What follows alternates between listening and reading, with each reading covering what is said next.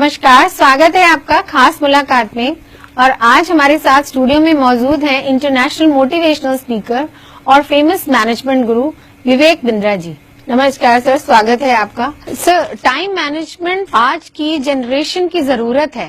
भगवत गीता इसका पथ प्रदर्शित कैसे करती है? दूसरे अध्याय और छठे अध्याय में कृष्ण ने फोकस, टाइम मैनेजमेंट, प्रायोरिटी और शेड्यूलिंग के बारे में बात किया है।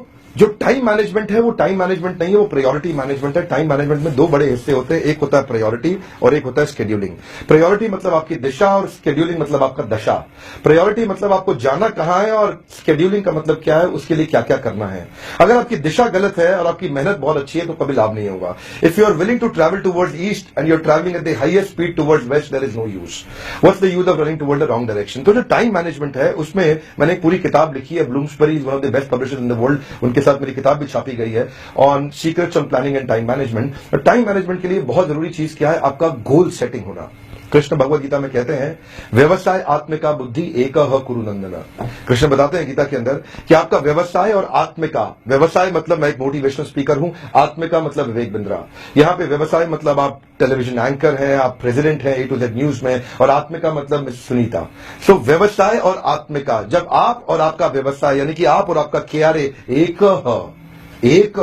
यानी कि जब आप और आपका व्यवसाय एक हो जाता है, only in one direction which is combined together in one direction. तो कृष्ण गोल सेटिंग के ऊपर बड़ा फोकस कर रहे हैं, कह रहे हैं एक। जब द्रोणाचार्य कौरवों और पांडवों को जिम कॉर्बेट पार्क ले गए थे, समझ लीजिए आप, आउटबाउंड टीम बिल्डिंग वर्कशॉप, वहां उन्होंने क्या बोला? लकड़ी की पेड़, लकड़ी की चिड़िया, और चिड़िया की आंख को भेजना। दुर्योधन क्या दिख रहा है? बोले पेड़ दिख रहा है, आकाश दिख रहा है, पत्ते दिख रहे हैं। उन्होंने पूछा युधिष्ठिर तुम्हें क्या दिख रहा है? मुझे भी चिड़िया की आंख, गर्दन, उसके पंख सब दिख रहे हैं।